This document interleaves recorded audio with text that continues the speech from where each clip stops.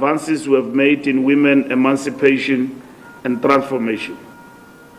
The ANC reaffirms its unflinching commitment to addressing the triple oppression of women in terms of race, class, and gender. We celebrate this month focusing on women leadership and economic participation under this year's theme, building resilient economies for all.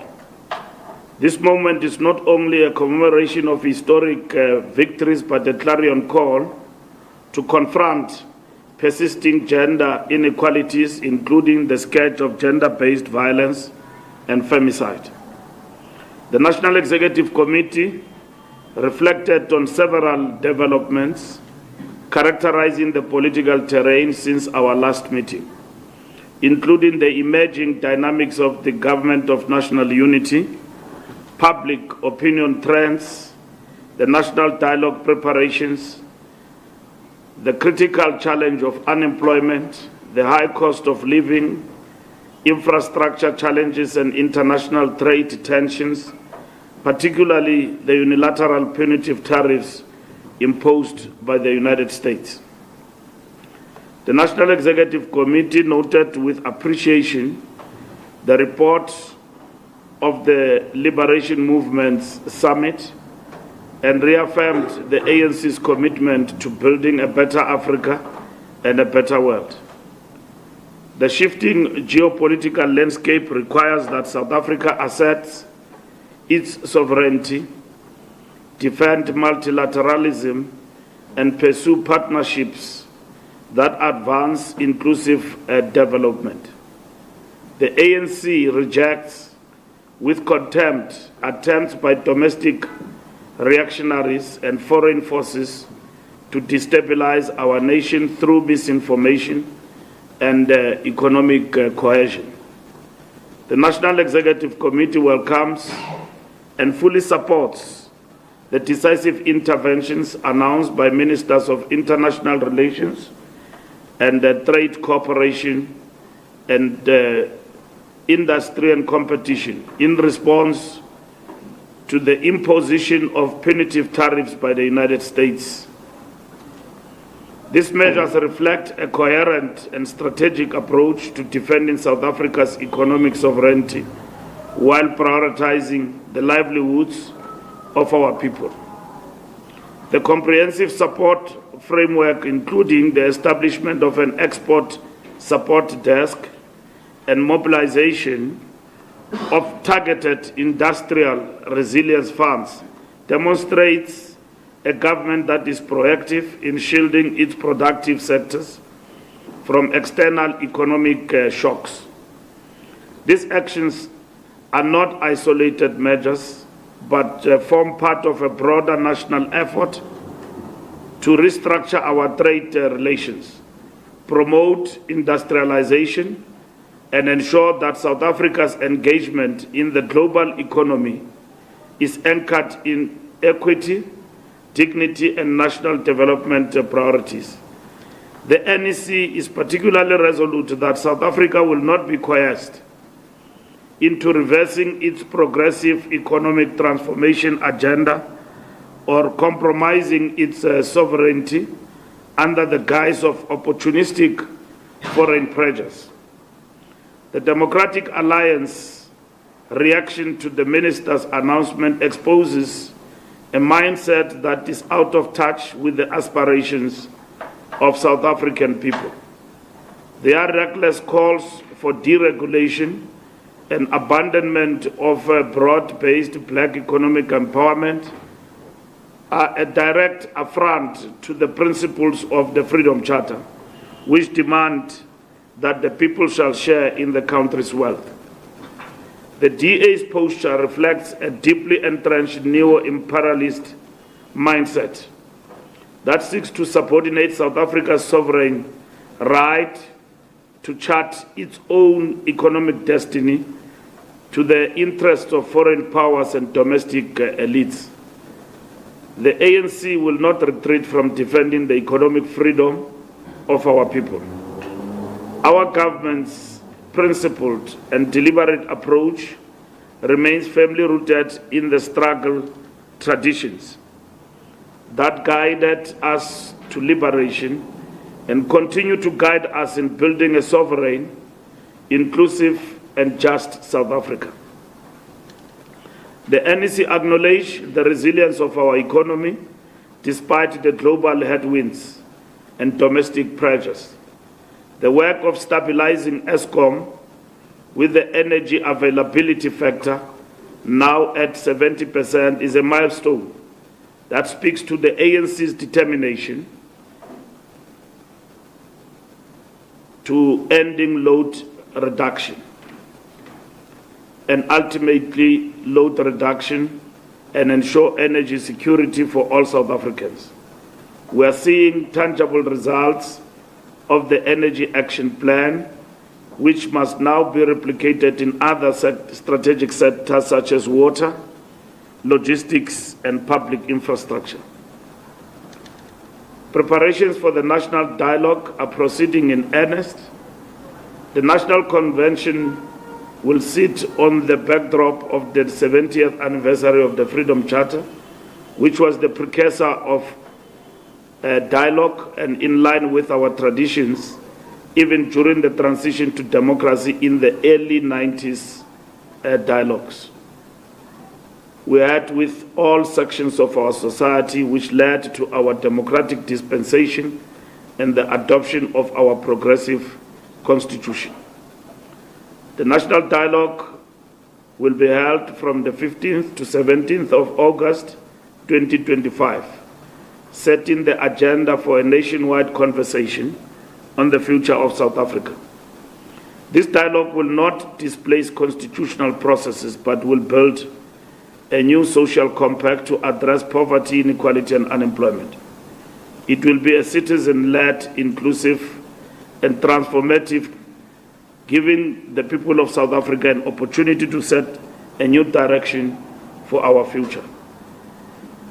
The ANC welcomed the convening of the national dialogue.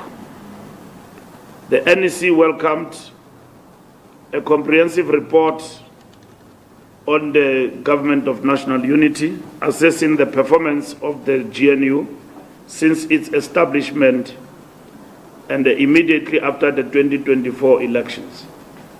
The National Executive Committee identified significant progress in the GNU's work over the past 12 months. Within Parliament, the ANC has adapted to the complexity of operating in a political landscape where it no longer holds a majority. The NEC reminds our structures that the GNU is not a permanent structure but a tactical necessity to safeguard South Africa's progressive agenda amidst a fractured electoral mandate. The GNU is an instrument for nation building, governance, inclusive development, and championing the ANC's transformation agenda. It was crafted to ensure stability in government, advance service delivery to our people, and drive transformation with the ANC's strategic leadership at its core. It remains clear that the GNU is a bridge towards the national democratic society we seek to build, and is not an end in itself. The NEC noted that ANC membership stands at 1,147,9,257. What is the number? It's 1.5 million. Oh, okay. Yeah. Now it makes sense. Okay. And then in good standing, reflecting a 19.5% increase since June 2025. This is a clear testament to the people's and enduring faith in their movement. All branches must ensure compliance with functionality criteria and the completion of the foundation course by November 2025. The NEC further directed that branch general meetings be quality assured, attendance verified, and that the regional executive committees adopt performance-based KPIs, as branches must be program-based and sites of activism where our people can be serviced by our structures. This is a period of renewal and rebuilding. Every member must undergo political education to ensure we build an advanced cadre that is able to meet the demands of this current epoch and its challenges, including aligning personal conduct with revolutionary ethos of the ANC. The NEC commended the work of the NEC Subcommittee on Political Education.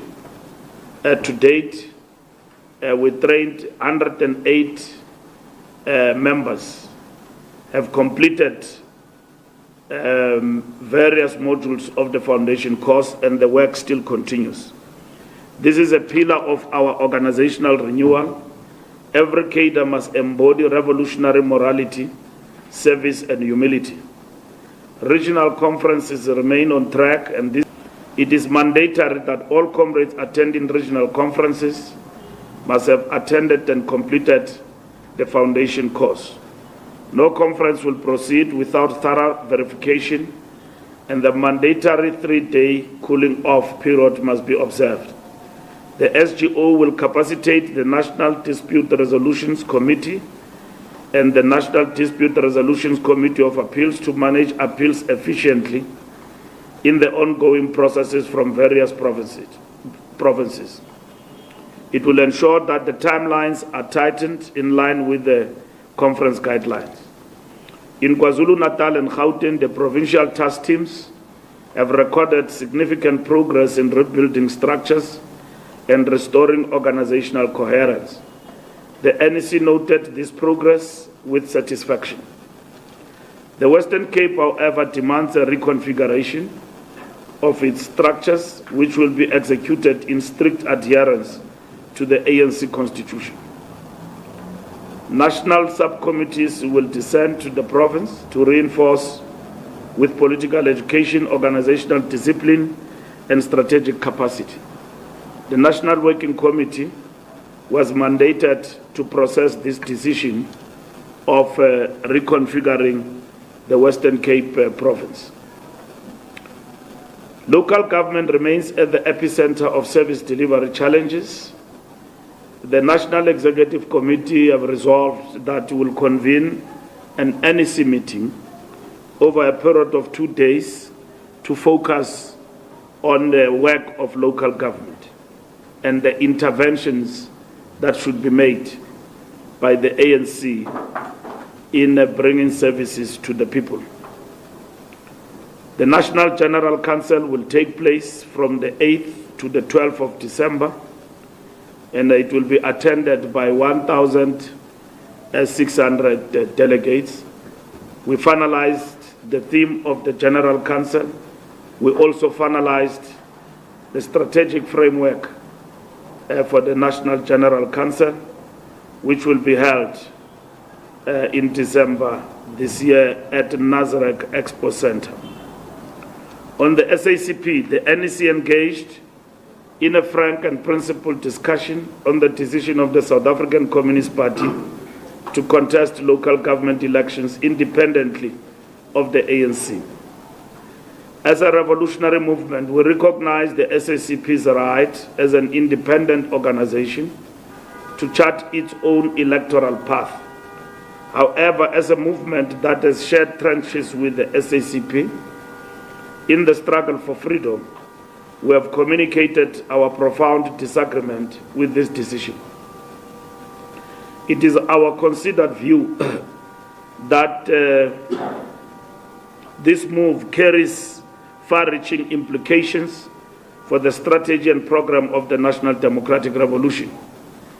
The National Executive Committee recalled many moments in history in which the SACP's vanguard role was very critical in the struggle. Successive generations of party leaders have always affirmed that the route to socialism will traverse and be approached through the National Democratic Revolution led by the National Liberation Movement. Our shared victories against apartheid, our collective resistance to neoliberal exploitation, and our vision of a just society cannot be surrendered to fleeting tactical divergences. The ANC will act with maturity and fortitude, engaging our allies with humility but also with clarity. Unity is the weapon of the oppressed, and the disunity is a luxury we cannot afford. However, on the Integrity Commission, the NEC considered the report of the Integrity Committee, and the issues have been referred to the national officials for further processing. We noted the decisions of the Disciplinary Committee, which involved several comrades, and that some of the decisions include a pending matter before the NDC of Comrade Obed Bapela, and that the appeal that he had lodged has been dismissed by the National Disciplinary Committee, and his disciplinary processes are still continuing. We noted that there will be a reburial program, and that as we met by the NEC, a number of our comrades had passed on, and we passed condolences on the comrades who passed away.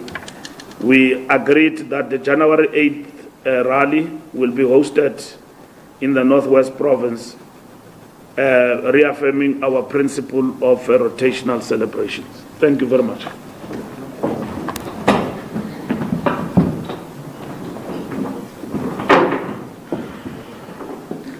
Thank you, SG. May I then open it up for questions? I'm going to start to my left. News 24, followed by Power FM. And then I'll move this way in order to ensure that there's balance. My name is Mbalula. My name is Santana Tapa from News 24. In terms of extending or broadening the GNU, can you clarity on what exactly this looks like? Will we see the ANC take from its own portfolio of positions in the GNU, or are other parties going to be affected to accommodate new parties in the pact? And then, how do you plan to navigate what the implications of this in terms of your relationship with the Democratic Alliance? You've just said some very strong things right now. How are you going to navigate that? With regards to local government interventions, did the NEC consider calls coming from the Eastern Cape for early conference day? Thank you. Howard? Good day, Kosnati Shazi from Power FM. My question is on the resolutions on the SACP. So you mentioned that the ANC is unable to persuade the SACP in contesting the upcoming local government elections, and you say that there will be implications. So what will those implications be? Of course, there are a number of SACP members who do have cabinet positions, ministers, deputy ministers. Are those implications then being removed from power? Thank you very much. Thank you. That is succinct. May I ask that we elevate our voices so that you are able to catch the questions? Thank you. Can I go this way? I'll start right there at the back. And then, can I just see the hands at the back? Okay, start there, right at the back. You can go ahead, my brother, followed by the next hand, just below you. Please proceed. Good afternoon. My name is Zolega. Please raise your voice. We need to hear you. My name is Zolega from News from Africa. I have a couple of questions. One of them, just need to piggyback on the question from my colleague from News 24. regarding what it means when the ANC says that it's going to be looking at other political parties. What is the relationship at the moment with the ANC and the MK party and the EFF as well, and whether these parties will also be engaged, and whether this also means that the ANC is severing ties with the DA, the Government of National Unity. I also want to ask, excuse me, whether there were any discussions from the ANC NEC meeting on the Deputy President as well as Simelane to step aside, and what the resolution was in relation to that, and on the other issue, whether there has been a settlement with Israel that bill that the ANC had previously failed to pay. Thank you. May I proceed? The next person. My name is Fikile Mbalula with Bloomberg News. On the statement of intent as it currently stands, what is the prerequisite for expanding the GNU? So is it consultation with the current members? Do you vote on it? How does that expansion take place? And are there any plans to revisit the statement of intent now that it's been a year to maybe formalize some of the processes? Thank you very much. Thank you very much. Can I see, my apologies for not recognizing media colleagues who are at the back. It's a bit dark. If I don't name you by your media houses. I'm going to come down to SABC.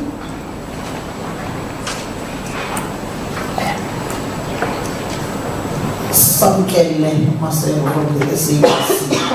Mr. Mbalula, on the SACP, are you essentially saying that you are now throwing in the towel and will no longer be meeting your counterparts, Fikile Mbalula, and the other officials of the party, the ANC, the bilateral, saying that you've effectively now failed to convince the party not to be on the ballot paper next year in the local government elections? On the Government of National Unity, there seems to be this courting between yourselves and your astral best friend, Juju. What is the relationship when it comes to those particular engagements? Because there were members, there were some in the NEC who were pushing that a letter must be sent out to other political formations. Those who voted with you in the passing of the botched second budget, Prime Minister of Finance, Ido Kotowane, and reaching out to your traditional ally, not traditional ally, rather, a party that you are seemingly have the same core values as said by the President of Botswana, who said that the ANC and the EFF must have a discussion when he was speaking recently at a Congress in Botswana. I'm sure you are aware of that particular engagement where Andrew Lisa was present on behalf of your party. On the DA and also on governance, we saw a video this morning of the IDT CEO allegedly bribing journalists and the shenanigans that have been going on in the IDT when the minister, the Deputy Minister Sikizigala, is also involved in the battle with Minister Dean McPherson. What is the ANC's posture on the governance that is taking place in the IDT and the mismanagement that is seemingly there? Thank you. Thank you very much. SG, may I proceed? Okay. My colleague next to Samkele. Go ahead. Good afternoon. Lisa Gatanga from Times Live. Just a couple of questions from me. You say that South Africa will not be coerced into reversing its transformation agenda or compromise its sovereignty. I wonder what informs this. Why do you say this? What leads to this posture by the ANC? Is it a matter of the bilaterals that you had with the United States which leads you to make this kind of statement? You also spoke, and I think the President as well spoke of your commitment to the GNU. You now say that it's a technical necessity and it's not a permanent structure. I wonder, Mbala, what has your research told you about your standing in the GNU? The DA has had its research where it's informed it that, in fact, its constituency as well as the electorate are quite happy with the DA in the GNU. But what has your research told you? You speak of the national dialogue. I want to perhaps ask, because there's been a lot of talk about the NDP government failing to implement the NDP. We're running out of time as government, well, government is running out of time. Vision 2030 is just around the corner. The national dialogue, will it be an extension of that? And can you just clarify how the national dialogue takes forward the national development plan? And my last question is on what you say, sorry about that, my last question is on what you say when you say the ACCP must consider the implications.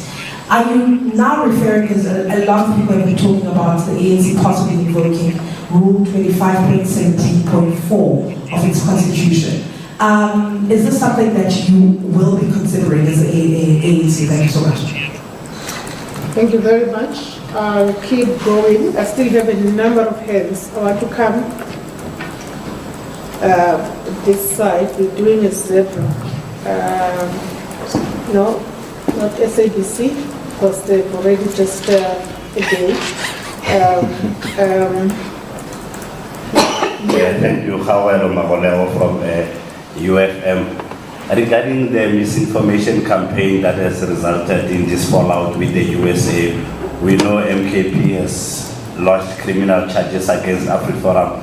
Does the ANC believe it has done enough in terms of rebutting these lies? And if yes, what is it that you have done?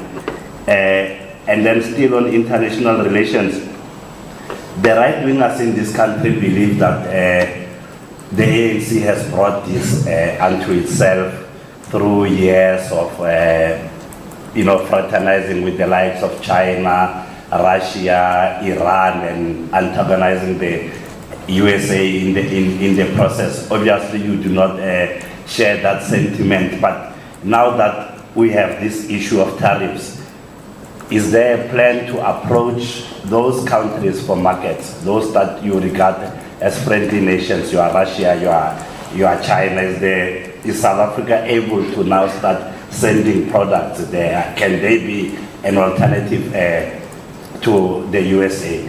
And lastly, there's been a consistent allegations by anti-war groupings that a German company, Rheinmetall, based in South Africa, which has a partnership, I think, with the NEC, that it is supplying weapons to Ukraine in violation of South African law. Is it something that the ANC has been aware of, and what could be the implications if found to be true? Thank you. Thank you very much.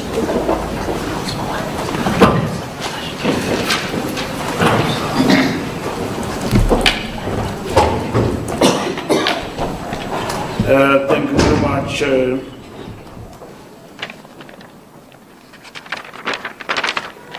News 24. I thought you were going to ask about the venue.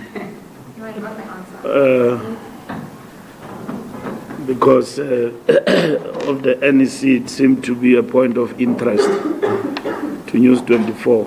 So you must pay attention that the ANC and its structures throughout the country, we hold meetings most of the time in council offices. So the fact that we changed the venue from this direction to that direction had nothing to do with money. It was security considerations on our part. So, and the security considerations are not communicated to the public. But we realize that this venue matter has been blown out of proportion and distorted. There in Alberton, I'm sure more than once you have been invited there, where the ANC, among others, its president, addressed what is called a barometer launch of the councillors. Caucus meetings by parliamentarians have been held in that council. So it's not for the first time that we utilize council office. Here in Johannesburg, we have met in the council chambers many times as the NEC. So I just want to bring that to your attention so that you are aware that we do hold meetings in council chambers in different provinces and all of that, because those are facilities for holding meetings.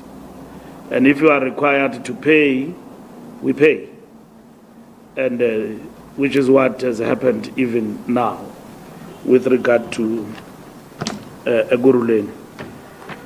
On the early conference, we did not consider early conference for the province of the Eastern Cape. In our meeting, we agreed that all conferences must be concluded, regional conferences, by December this year. SACP members in the ANC Power FM, in our view, the resolution of the SACP is forcing members of the ANC who are members of the SACP to choose between the ANC and the SACP. So the notion of dual membership doesn't fall away, but the implication of that decision essentially says choose between the ANC and the SACP. We discussed the perspective, the correctness of the alliance with the Communist Party, and that the ANC is a party that leads the National Democratic Revolution. So the Communist Party is not saying that it wants to lead because they want to be at the helm of leading the National Democratic Revolution. So in this particular instance, they don't say they want to contest elections because they want to entrench socialism, which we believe that it's a decision that we cannot persuade them away from if they arrive at that particular conclusion.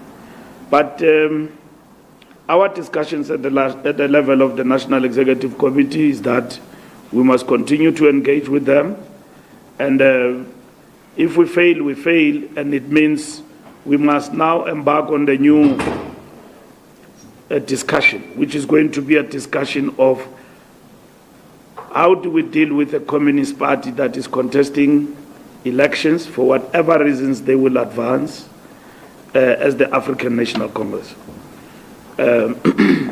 So, and we can't waste time on that particular matter. Because if they contest elections, and it will have an implications for the alliance, in our view.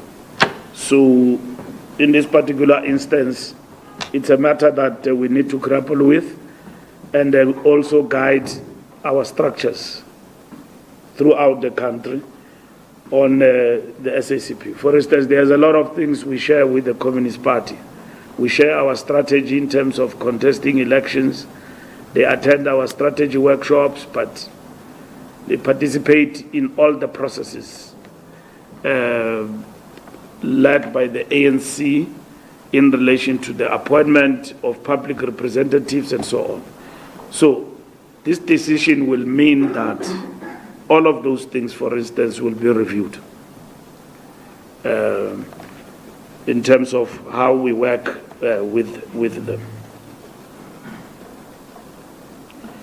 Zolega, GNU engaging other parties who have been mandated in terms of the statement of intent. We have to talk to the partners in the GNU, which is what we're going to do. And the officials have been mandated to process that decision in terms of the government of national unity. We did get the report of the Deputy President and Comrade Tembis Melani, and matters relating to those reports were referred to the national officials to process. So once that is done, we will be able to communicate more on those reports. We didn't discuss Ezuluini. The question you asked about Ezuluini, we didn't discuss that. Expansion of the GNU, Ms. Tele, expansion of the GNU to other political parties, I think it is covered by the answer that we are going to process that discussion with others in terms of this GNU invitation of others to participate. How is that going to happen? But the ANC affirms that the GNU is a correct tactical intervention for the country for reasons of stabilizing politically and economically this country. The DA political mischief we see from time to time in the GNU, it's a matter that we need to address. And we have made an example here about the issue of the tariffs. You must understand that the tariffs imposed by the United States of America are negatively going to affect our economy. And you can't, for national interest, say no, undo BE and all of that in order to appease the United States of America, because among others, this is what the US want from us, that we must do away with certain policies, which for us, in terms of transformation, is not going to be possible. You know, during the period of struggle, the United States of America, even under Reagan, characterized the ANC as a terrorist organization. Oliver Tambo went to meet the President of the United States schools, and this ambassador of the United States, who's been sent to our country now, was one of the right-wing proponents of that resolution, of banning the ANC, and that we should be regarded as a terrorist organization. And our president then, Oliver Tambo, went in the United States of America to clarify that we are not a terrorist organization. Now we are in the democratic dispensation. The President of the United States of America, we go to see him through the President of a democratically elected South Africa. We sit with him, he plays videos for us there. And then videos, and then says on the basis of those videos, the whole of our nation must be punished. He's not coming to the G20, and then that is it. Despite the fact that facts say something different. In the delegation, you've got prominent business people from South Africa who say that this thing you are talking about is not the way it's unfolding in the country, and all of that. But they are not retreating. They are intensifying. So it's to basically coerce us to do things that are anti-transformation. It's not possible. If it means we're going to suffer through sanctions as leaders of the ANC, let it be.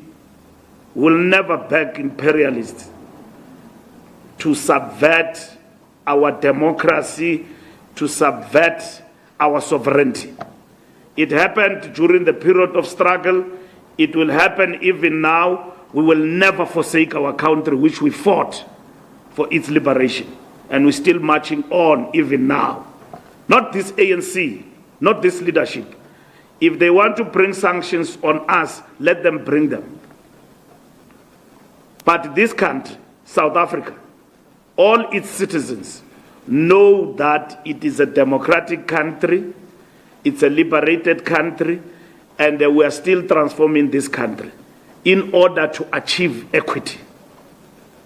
And we will still pursue redress because we are not equal in this economy. This economy is still male, white dominated.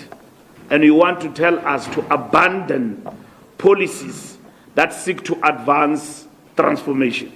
We're told by somebody who's more wealthy than all of countries combined in the world, that I'll give you Starlink, but you must not do black economic empowerment. In our country, we must agree to that. It's not possible to agree to that. You are asking us to abandon what we stand for. You are asking the ANC, this African National Congress, to stop struggling and then close shop and become something. We are not DA. DA has to agree with that because they don't want affirmative action. Leave black economic empowerment. They don't want affirmative action. They don't want redress. They don't believe in transformation. Now they are talking about black economic empowerment, which we reviewed and said that is triple BEE. And then we broadened it to be broad-based and all of that. And then their anti-transformation is a party of anti-transformation. So if you ask us all of these things that the Trump administration is asking us to do, they are asking us to abandon the very essence of who we are, which is not going to be possible. If we are punished for advancing and defending South Africa, that should be the case. We have gone to them. We have asked them. This fringe, right-wing fringe in our country, that goes to America and lie about our country. We have said to them that go and settle there if you want to. Just like in Cuba, Fidel Castro opened Cuba, and then Cubans who want to leave must go. They went and settled in Miami. And then thereafter they punished Cuba with sanctions. Here in South Africa, Donald Trump called for whites here, gave them special status in America. 49 car guards arrived in America. Car guards arrived in America. He is saying that we are a racist country, we are everything else. He gave them special status to leave. They didn't leave. And then when they arrived there, it's chaps who are looking after cars here. Because this country, they are the most well looked after people by this economy. They are okay. KTK, they are fine in this economy. And then they did not go to the United States of America. In less than a week being there, they started killing each other there. A man killing his girlfriend there. This is what they do here. Killing each other over something. They are in the courts. Killing our people, saying they look like monkeys. Killing blacks here in our country.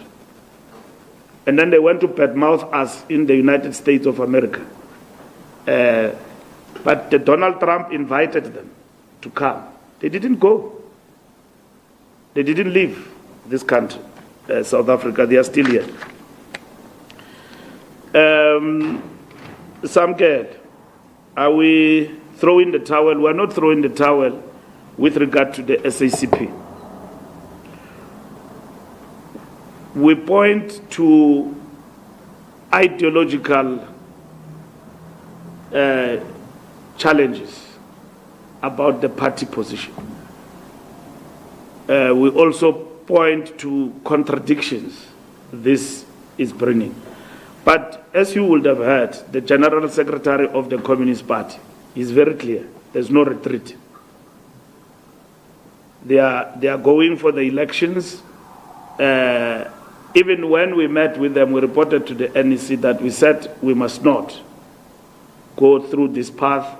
Let's consider reconfiguration and work out things between the two organizations. They insist on that particular path. But our mandate is that one.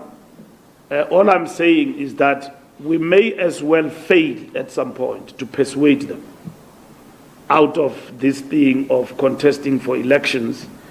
And when that happens, we are now going to have to look into, in the next 2 weeks, the implications of this decision and how we are going to operate as the two parties going forward. Because there's a lot of implications in relation to this decision. IDT CEO, anyone who's corrupt or implicated in corruption, the rule of law must prevail. So the rule of law must prevail. So that goes even for the IDT CEO. If he's implicated in bribing people, all those implicated in corruption, the law and the law must deal with them. It doesn't matter who they are. That's what is important. We must not philosophize about this. Lizeka, I've addressed the issue of coercion and the United States of America. We do consider research. Afrobarometer, SRF, Ipsos, our own research, we consider them in our meeting, what they say about us, what they say about GNU.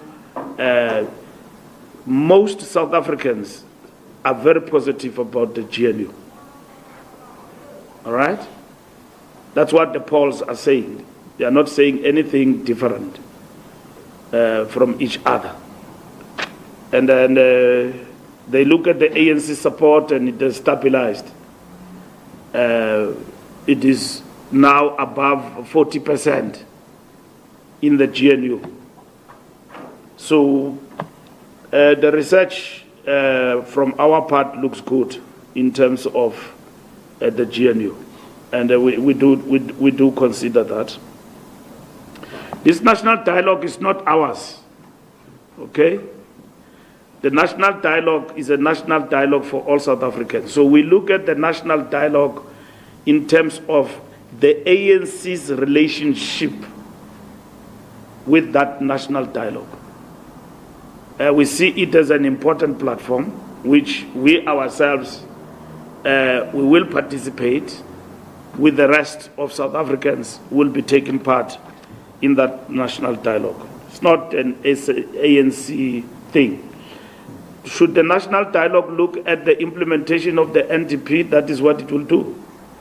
And then if it says that the NDP is not fully realizable within the remaining time frame towards 2030, the national dialogue will give direction, because national dialogue, in our understanding, it is going to be at the end of the day about social compact and giving direction in terms of what needs to be done. UFM, has the ANC done enough to rebut the lies?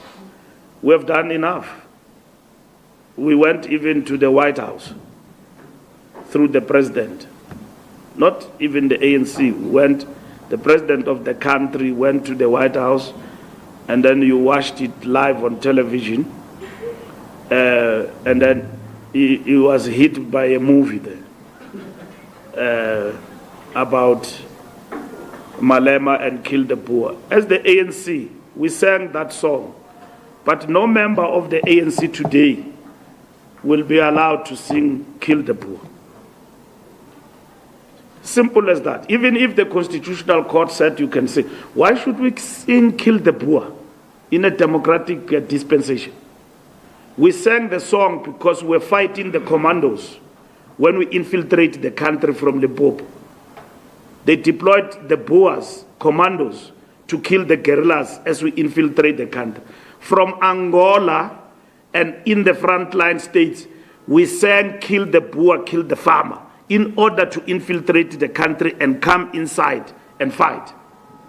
Now you listen to clowns that says, no, in the camps we're selling drugs. I mean, we're not fighting. Clowns openly in this podcast insult our struggle and the memory of brave men and women of our struggle, and insult them that, no, we were in exile selling drugs. How can you sell drugs in Angola, in the bush, where we were training alongside FAPLA and the Cubans to defeat the Boers in the Battle of Cuito-Conaval. We've got graves and soldiers who never came back home and died. We rebury them every day. A clown says people went into exile, they were selling drugs. You know?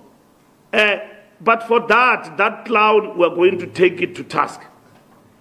And then the other clown says we got money from Iran. We didn't get money from Iran.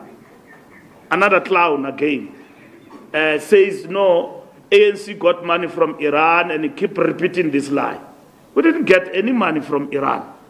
The United States imposed sanctions on Iran. We are not trading with Iran, even if they've got oil. But a clown says, no, we got money. Even the CIA, I'm sure they can tell you, they regard themselves as the best intelligence outfit, can tell you that it's not true that the ANC got money from Iran. We didn't get any money from Iran. And then they say to us that we're selling weapons to Ukraine, not to Ukraine, to Russia. Russia has got the best weaponry in their fight there in Ukraine. We fight an advance, a non-partisan approach in terms of Ukraine and Russia. Our president traveled 10 hours on a train to meet the president of Ukraine and advance to Moscow to meet President Vladimir Putin. And then somebody then from the United States, with a bow tie, made a statement bravely so that no, we supply arms. And then we establish a commission of inquiry. A commission of inquiry comes out. The DA says no, that commission is questionable because it was checked in secret by the judge and all of that. The DA, these people, where do they draw the line in terms of partisan interest and national interest? They hate this country. They go to America, go and tell Donald Trump what he wants to hear, and all of that, and come back to this country again. Hate our economy. When our people are unemployed, we no longer trade with the biggest market like the United States and all of that. They will be coming back and blaming us. They said to the United States, we must be hit with sanctions as politicians of the ANC, like Zimbabwe. What did we do? We are not a dictatorship. We have just formed a government of national unity. We underperformed in an election in less than 14 days. We formed a government of national unity, not persuaded by anyone in the world, independently. In this country. They now want to accuse us of dictatorship, that the ANC this, ANC that, and all of that. They advocate for sanctions against our country, disguised as tariffs to hit us. And then these people, they agree with them. Where is national interest, and where do we draw? And where do we draw? Where do we draw the line? So we have worked very hard to rebut the lies of the United States of America. South Africa as a country must continue to pursue trade relations even into new markets. It's very important to do that as a country, as a sovereign state. We are not a branch of the United States. We are a country, full country, state, president, and everything else. So we have to be dealing with these matters with that clear understanding. Now, there are people in our country that go to the U.S. badmouth the country and all of that, and then they come back to our country and settle with us here. So when all these things are coming our way, in the manner in which they are, they want to shift the blame and blame it on the government of the ANC. We have not gone to the United States or undermined democratic processes in this country. We govern with the full respect of understanding that our governing is dependent on the vote of the people. Like the Freedom Charter says, no government shall claim authority unless it is based on the will of the people. That is the preamble of the Freedom Charter. And even ourselves here, we govern at the behest of the people of this country. Those are our bosses, and we respect their will. And that is it. We have never held this country at ransom and all of that. We govern even now for national interest, for stability of our country, for ensuring that this country flourishes in terms of the economy and all of that.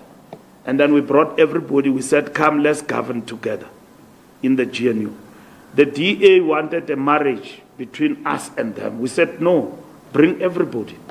Even now, we are ready to bring more into this government. Those who want to leave can leave. But this country must not collapse, and it's not going to collapse at the hands of the ANC. It's going to succeed going forward. Thank you very much.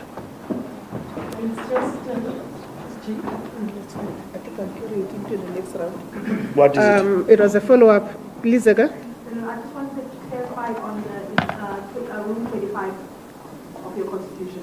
Okay. No, it's fine, Leslie. We can take that as part of the second round. This is the second and final round, colleagues. I won't go back to those that have had a chance. Eyewitness News, Kasi, Sunday World. SABC, SABC has had a chance. But I mean, some and we did respond to some questions, although he was outside of the media center. And then I'll take my brother there at the back, and then I'll take you, my brother. Let's go in that particular order. Eyewitness News. Good afternoon, Taliso Bobo from Eyewitness News. Mr. Mbalula, I understand that maybe this might be new, but obviously there is a group of people in the Kuruleng that are taking the RCT to court in a bid to interdict the upcoming regional conference. Just maybe your reaction to that. I understand these are the same people that also wrote you a letter saying that the RCT is not is an illegal structure. So just your reaction to that. And my second question is around on the national dialogue. The president, during the closing address, he emphasized that the national dialogue is not going to change the constitution, and there won't be any sort of parallel governments. Just maybe if you can just maybe take us into confidence, why was that emphasis important around what the national dialogue is not going to do in terms of changing the constitution or creating a parallel government? Thank you. Thank you very much. Over to you, my brother. Shannon Marys, Kasi Broadcasting Africa. Mr. Fixit, you were struggling with the numbers. Does this mean Zuma failed to bring the ANC numbers down? You were sitting at 1.5. Two, the Gauteng Premier has fired HODs in Gauteng for corruption or allegedly corruption and so on. How do you respond to that? Three, your what committees or your what?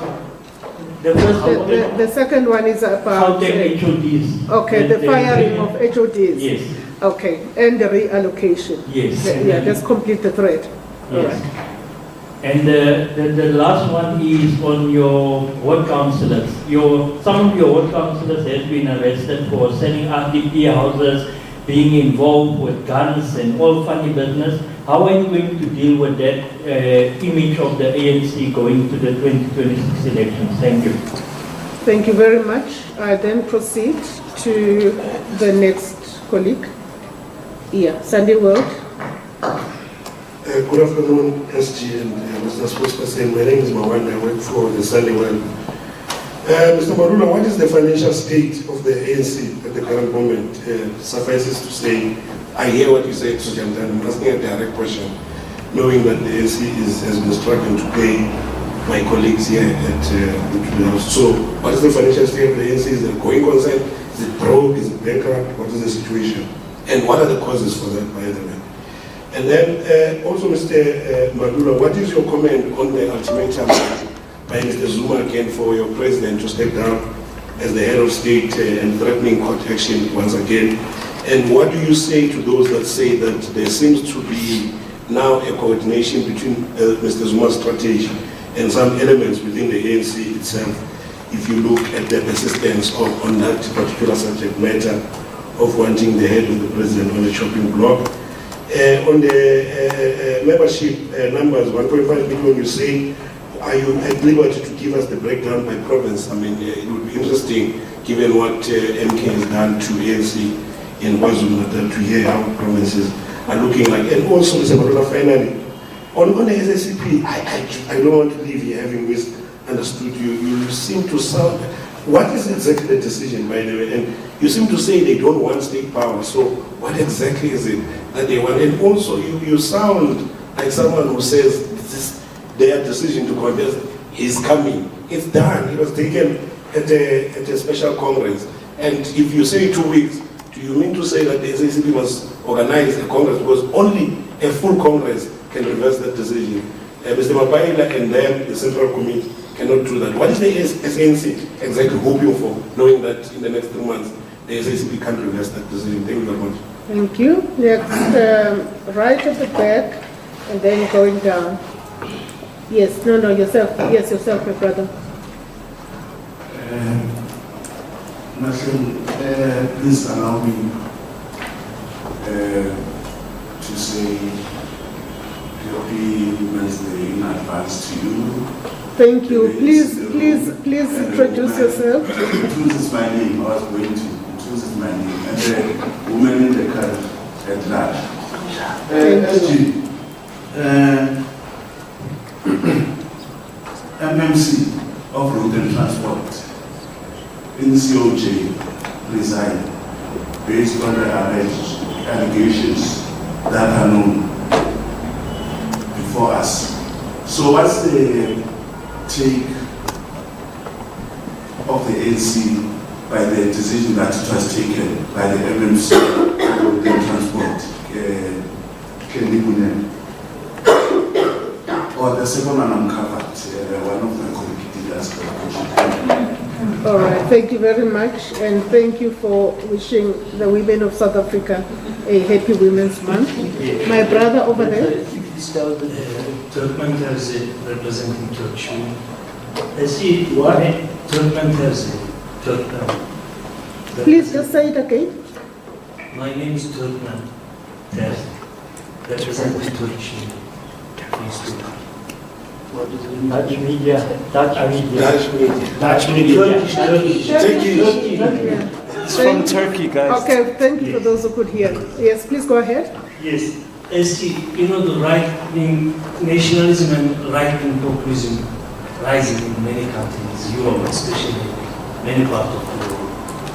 And you define yourself in the years back in ANC conference, policy conference, that ANC is a leftist party. So now you're expanding the GNU, your coalition, you are in a coalition. So do you see that trend, right-wing populism, nationalism in this country? Thank you. All right. Thank you very much. I am... Yes, please go ahead. Okay, thank you very much. My name is Jonathan Jingizi from Country Water. Please just repeat your media house. Alex Reporter. I'm Jonathan Jingizi from Alex Reporter. All right, thank you. Yeah, I can see that the conflicts within the ANC, both on the GNU as well as maybe with the alliances such as the SECP as well as the COSATU. So ANC, does it not say that maybe also the COSATU will go the same way to represent itself? As we can see that some of the countries, they are being governed by the likes of the Labour Party, especially international. So, and then again, there were rumors saying that the top dogs, especially economically, the likes of your politicians are campaigning to actually take over the presidency of the ANC. So that is ANC aware of those things?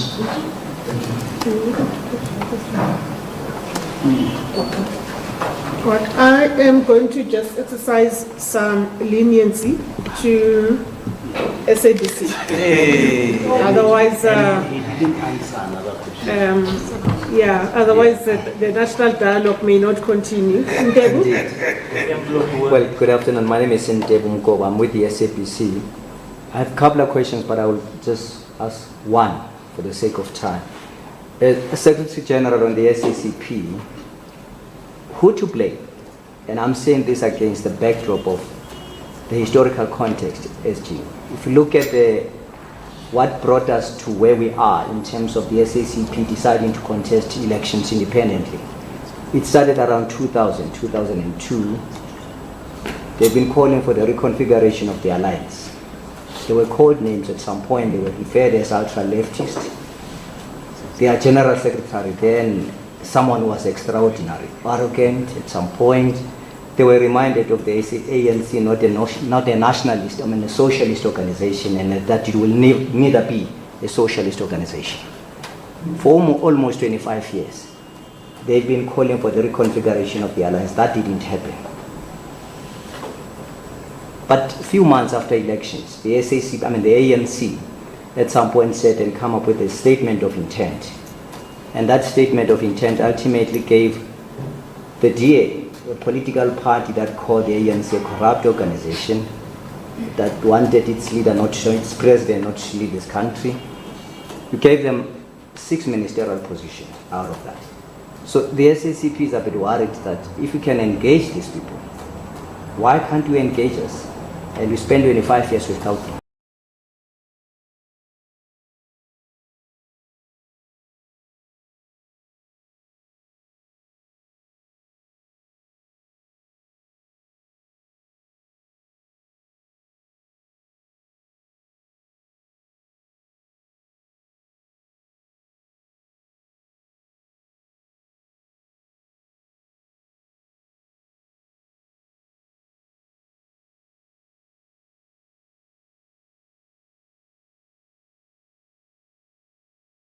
Legitimacy because they are part of the GNU, the DA. Thank you. Thank you very much. If you could just reiterate the question that you say was not answered, Lizega. Oh, no, it's when yes. Okay. And how do I know? I know I'm not, it's a follow-up. SG, you it's a follow-up? No, because he didn't respond to it. He responded to the old allegations by the ambassador that South Africa was supplying weapons to Russia. Mm-hmm. But the question was on recent allegations that Rheinmetall operating in South Africa, which is a German company but with a partnership with Denel, is supplying weapons to Ukraine. I'm asking whether the ANC has been following those and what would be the implications if found to be true. All right. Yeah. And then we close it on that note. Over to you, SG.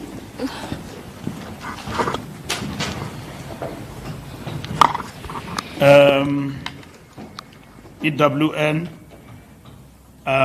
we are in court regularly. So if there are people who want to take us to court, we'll meet in court. With regard to the RTT. The RTT term was extended and they are ready for conference. So why do you stop it? The conference. So we will hear, we have seen letters flying around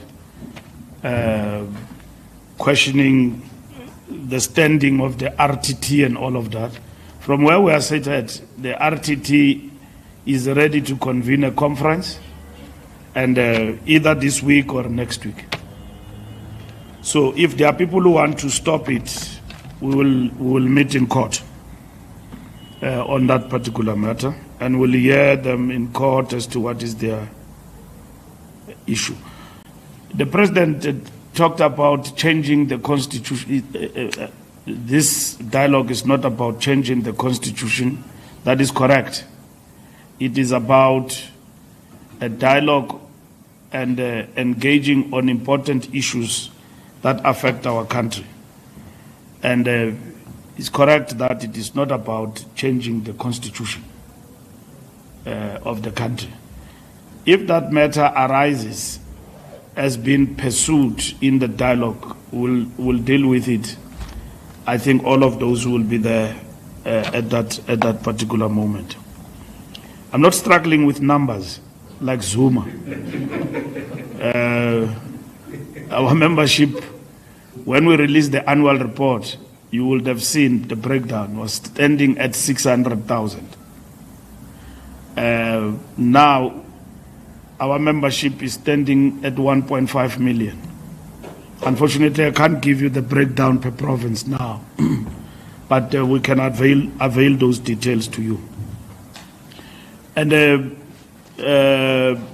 somebody was saying that we've dropped membership to 600,000 when we released the annual report, and that signifies numbers dwindling for the African National Congress.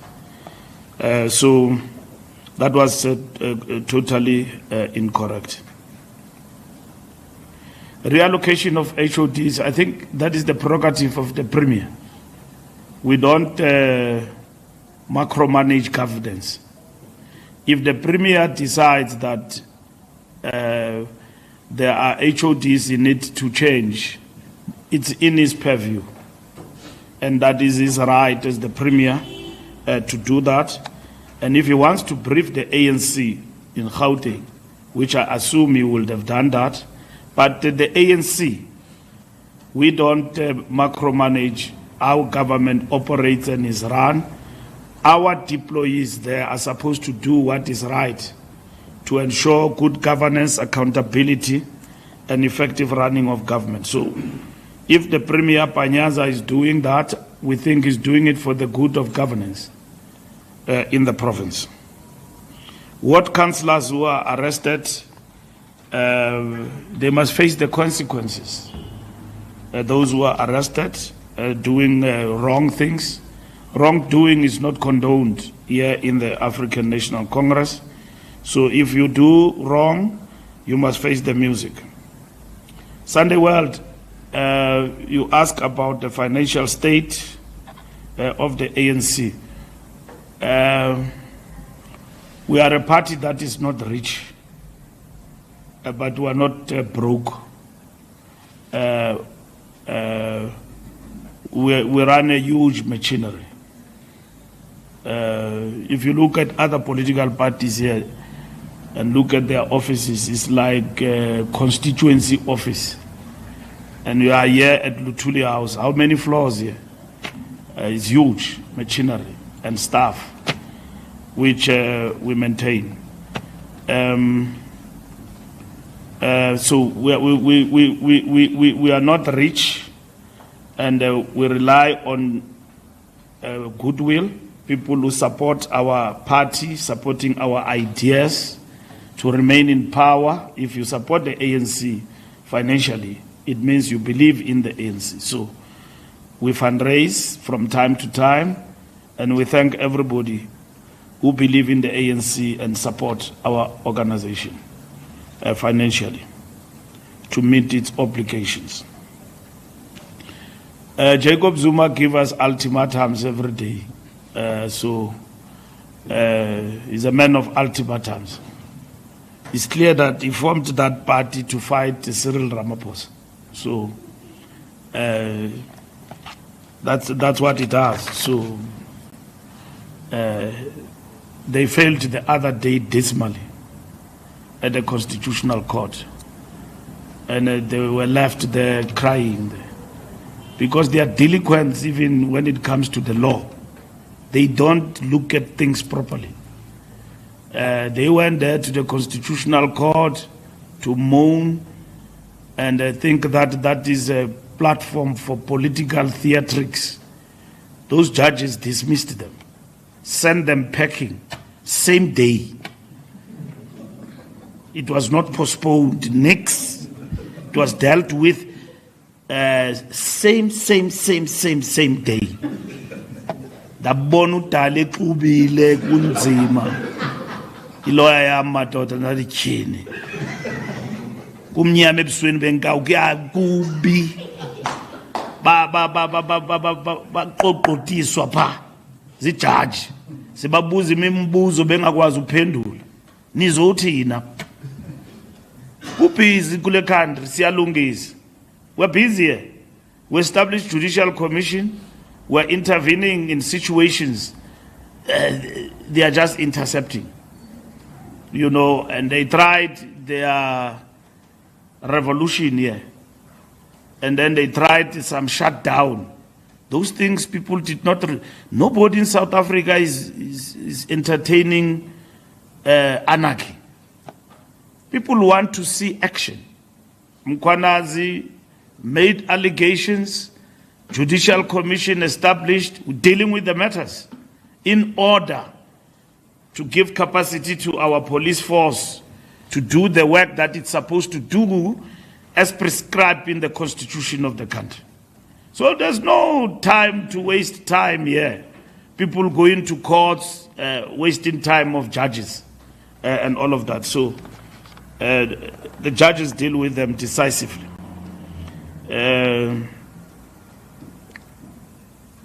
I've answered the question of membership. The SACP decision, we are clear that the SACP wants to contest elections, as the ANC were opposed to that.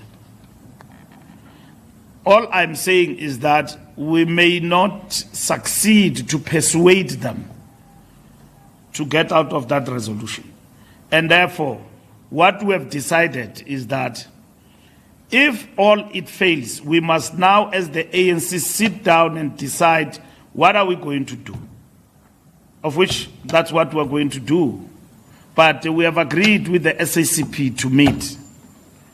Now, you can see from the General Secretary that is determined to implement that resolution that they have taken. That resolution have got far-reaching implications for the alliance and the Communist Party in itself. Because that resolution seeks to say, if you look at it, the Communist Party, except for saying to its members, choose between us and the ANC. But it equally says, that resolution, we are now going to contest elections with the ANC. And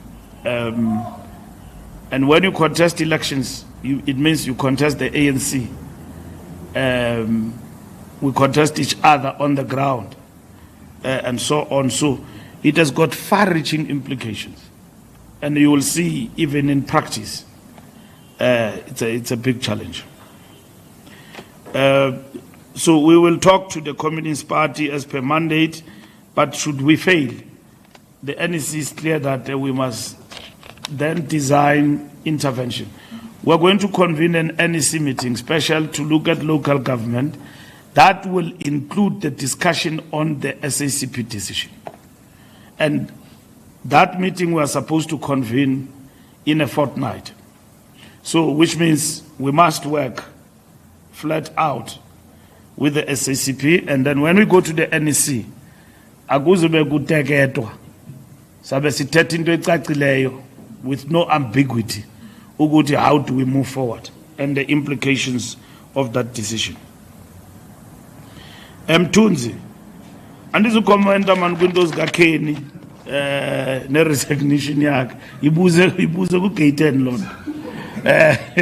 U-Gate 10 uyiphendula every day la question.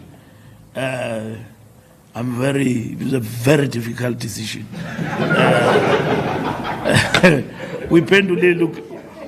U-Gate 10 uyiphendulile la question. Umbekele bucala uKhenny ziyaqhubeka ezajam uyabona.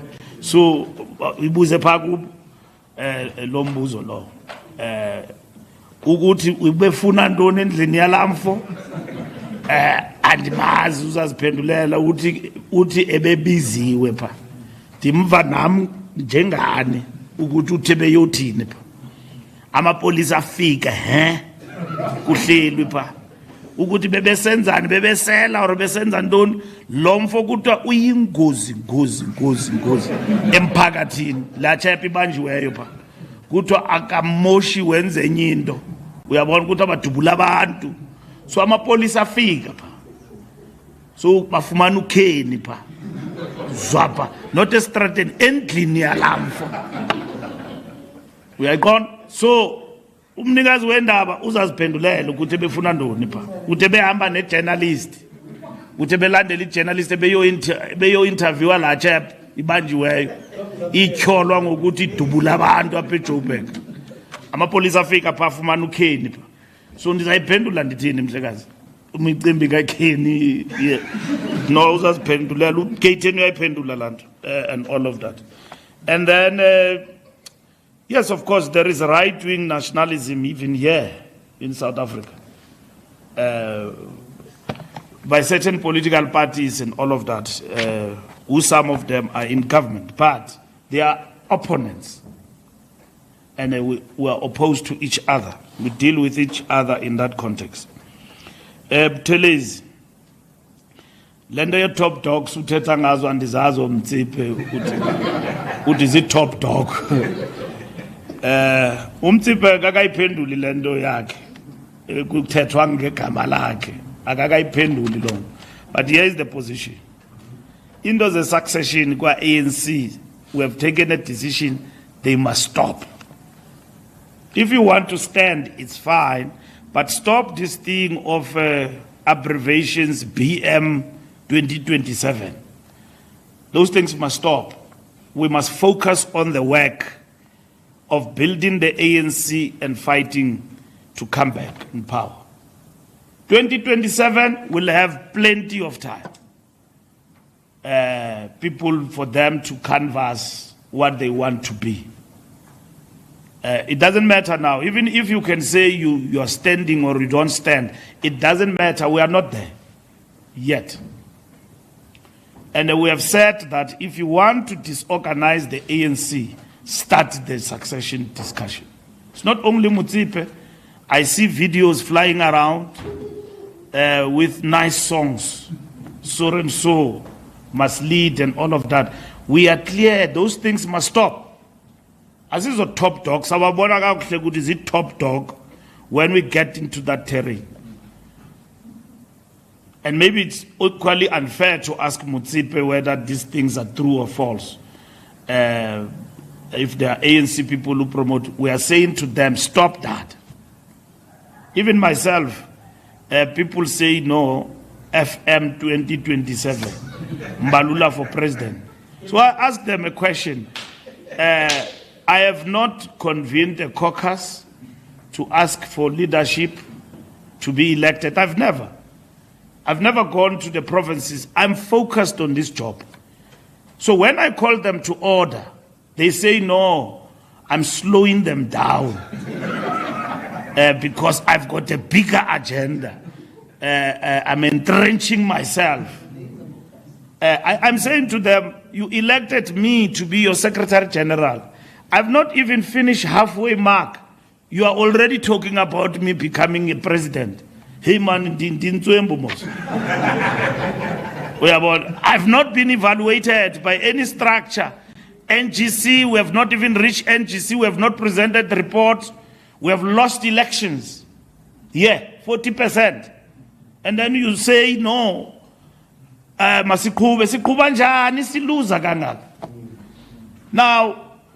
when I communicate decisions, they say I'm slowing them down. And we say to our structures, appreciate the moment we are in. The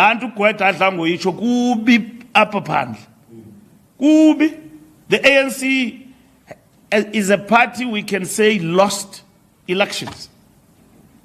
And then we are busy about each other and our egos, polishing them, that we must stand. Stand where? When we have to win the trust of the people to support us. So, we're very clear, Buthelezi, everybody must stop about 2027 succession debate we will discuss that at the right time. At the present moment, everyone must focus on the task of building organization and stop suspecting people that they work hard and then convince yourself that they are not working hard, they are doing it for themselves in order to become president. You know, Sputla is doing a great job as our minister. And I was saying to him, you are doing a great job, but don't stand, you know. And I was joking with him because he's doing a great job. People will be saying, hey, Sputla wants himself. Other people, when they sit in those WhatsApp groups, they see leaders in their sleep. Have you ever seen that thing? When people then start to say to you, you are my leader, leadership. I want you as my president.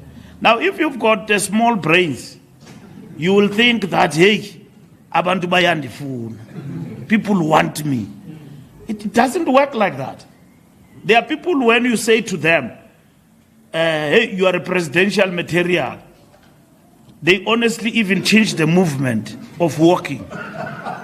Because somebody in some branch said that you can be a presidential material. It doesn't work like that. Even the way of talking, they change. So I'm just giving an example about Sputla, our minister who's hardworking, a member of the National Executive Committee. Because he's working hard, people will be saying you can be this, you can be that. It's normal when you work in the face of people that people can think of you to become something. It's normal. It doesn't make you, it doesn't get into my head when structures say, but our SG is doing well, is all of that. Hey, we think of you to become something. I don't stop becoming SG here and change the works. My work is still the same. As you would have left me at Nazareth when I was elected. My work is still the same. It doesn't get to my head that I must leave this job now and start to think of myself as something else. Because some people think of you in this way. You know, you've got to wait. Mandela says to us, stop suffering from uncontrollable desire for power. Because that thing is going to kill you faster. Uncontrollable desire. You want to contest everything and you never win anything. So if people at some point come to you, persuade you, whatever, that time and moment will come at the right time. SAPC, a very long philosophical question by Ntebu about 25 years. The Communist Party is not saying to us, Ntebu, that we are contesting because you are failing to reconfigure. Even that reconfiguration, which we agreed we must discuss, and so on, it's not clearly defined. That if reconfiguration is about co-governing, and because of that we disagree over that, because we have understood from the onset that there is no issue with regard to who leads the NDR. It's the ANC, the National Democratic Revolution. We are not fighting over that. There's no issue about who leads the struggle for socialism. It's the Communist Party. If the Communist Party says we are contesting elections because we're contesting for socialism, there's nothing the ANC can do about that because it's who they are. But they have not said that. They say they are contesting for state power. That's what I've heard. State power means now something different altogether. It means something different altogether. So that's the clarity that we seek in this particular instance. So they have not said, the SACP, we are contesting elections because we want contest for socialism, which is within their right. And we think that this socialism we want, we're not going to realize it if we are in alliance with the ANC as a liberation movement. And that this thing of the NDR, let them go on their own. Because what they are doing, they are then creating a vacuum of left communists in the African National Congress, as it is. So they are creating that vacuum, they leave it to who? Because they are now creating a crisis for the left inside the African National Congress. And then they are then saying, communists in the ANC choose between the ANC and the Communist Party, and then they leave. So then who's going to occupy that space? And if they believe that the ANC is so weak today, such that they must then ascend to a pedestal of contesting for power, working with others, I don't know with who, not the ANC. Because there's no left here in this country. It's in paper. People call themselves left. They are not left, these people. Do you call Zuma left? Zuma is not left. A man who leaves the country and go and endorse a right-wing government that oppresses people. Morocco, you call that left? That's not left. For the rest of our lives, when we joined this thing, we joined it because we were fighting, among others, colonialism. There are people of Western Sahara colonized by Morocco and oppressed. Zuma, coming from the liberation movement, Zuma, goes there and say, no, everything is fine, gentlemen. What happened to this man was a president, deputy president, deputy secretary general of the ANC that says we are anti this. He goes, form a Nomkokwana there in a corner, disorganize this ANC, take some numbers, fight for it to be out of power. In no time, he's knocking in Morocco, endorsing them in a press conference. He doesn't even read a statement. He's got a special advisor who reads on his behalf. But Kuba, bati bayazabalaza. Uban Lamfo, ebefunde luzuma pa.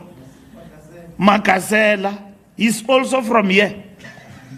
The ANC, he reads there and even defend that thing on Twitter. Dabona kuti ababantu bathengisa kudala. These people have been selling out while sitting here in the ANC. How can you suffer from such damaged consciousness in a short space of time? What is it that Morocco is giving these people? What they got there. And then you come and say that is left. That's not left. The real left here is the ANC. And then the Communist Party, through its decision, says, no, we are leaving, and then we are going, and all of that, and then we are going to contest state power. There's no state power. Look at the elections in Seshego. Communist Party contested there. Leave the numbers they got. Why will communists isolate themselves and then from the liberation movement abandon the ship, leave the ANC and go and contest? You should be contesting here, inside, and fight to win your ideas here in the ANC and maintain it. The party has never been chasing numbers. And it might as well not get the numbers they want.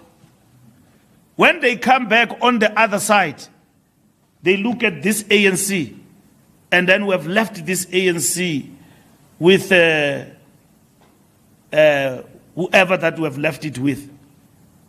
When you come from the other side, Communist Party has never chased numbers, and that is why we are not shocked when they get 70 in a ward. Because these are the people who have always been here teaching us the most advanced layer of leadership in the ANC is communists. That is why at some point it was not pronounced. In the 40s, the Youth League, Mandela, were chasing communists up until Kotani brought sense into his head. Wamkhabulis. Uguti, hey, this thing you are doing is wrong. And then he only then learned that Ntate Kotani is a communist. He was in the ANC, General Secretary of the African National Congress, advanced. They were not pronounced. To join the Communist Party was in secrecy. You will only learn later that this man is a communist. But Thabo Mbeki, they were communists. The last conference of the Communist Party in Cuba was chaired by Thabo Mbeki. So when the communists decide to leave the ANC, it's a sad moment for our revolution, the African National Congress, and our revolution here in South Africa. It's sad that such a thing can happen. Lastly, UFM. I don't know what you want about these weapons of Ukraine. We don't know what you are saying. If it is there, it's the state that must deal with that matter, meaning our state. That Dinel is working with some Germans and then they are supplying arms to Ukraine. We don't know that. But like you have exposed it, you media people have got information that we don't have. But like you are raising it now, yeah, as the ANC, will condemn that if there is such. But from where I'm seated at Luthuli House, I don't have that information. We don't have that information. That information, if it is there, it will be with the state president and all his intelligence people and state security. From our side, we don't have it. As the ANC, if there's anything of that sort, we are very clear. We'll condemn it, and it will be a big blunder in terms of our international role to do such things in our country. It will be a big blunder. Thank you very much.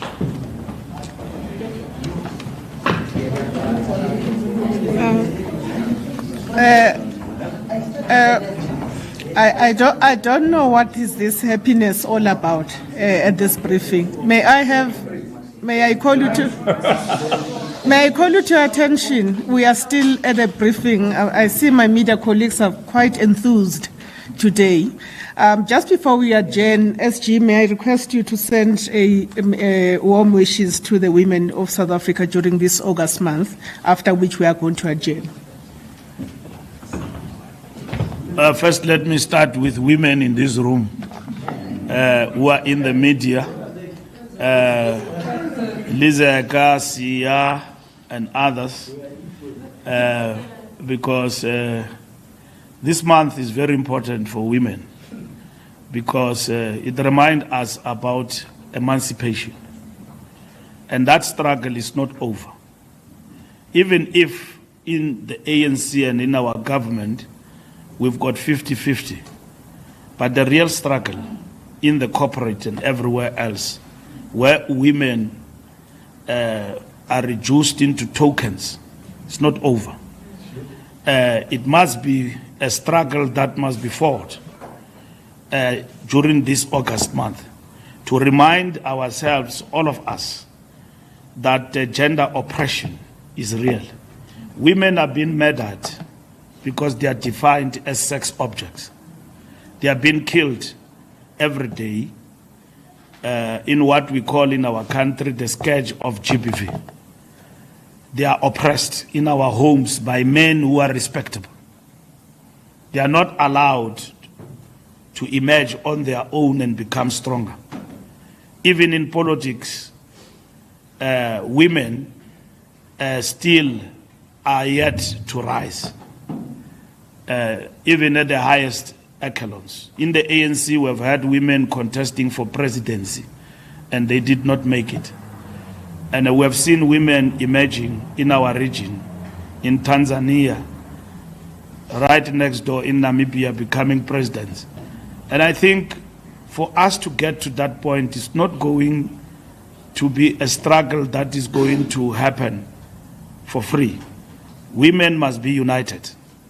So, and fight their struggles, and they will meet men like ourselves who are progressive and to enhance women emancipation in our organizations, in the industries where we operate. For women to emerge, men think they make them a favor in the different industries. And then I'm saying women are dealt with in other industries as sexual objects. They must give up something for them to emerge and become something. We must fight such shenanigans wherever they express themselves. A woman must be a woman and emerge because they've got capabilities, and they must not be suppressed. So happy Women's Month, but it's a Women's Month of brave women on the 9th of August who marched to the union buildings, and that changed the page in the history of our struggle, where a president, sitting president of apartheid, went through the window and ran away from Abafas in this August month. So it's a month of struggle in our country. It's not just a celebration. It's a month of struggle to remind ourselves of women emancipation in our country. So Malibongo igama lamakhosikazi. You strike a woman, you strike a rock. Wathinta abafazi, wathinta imbokolo.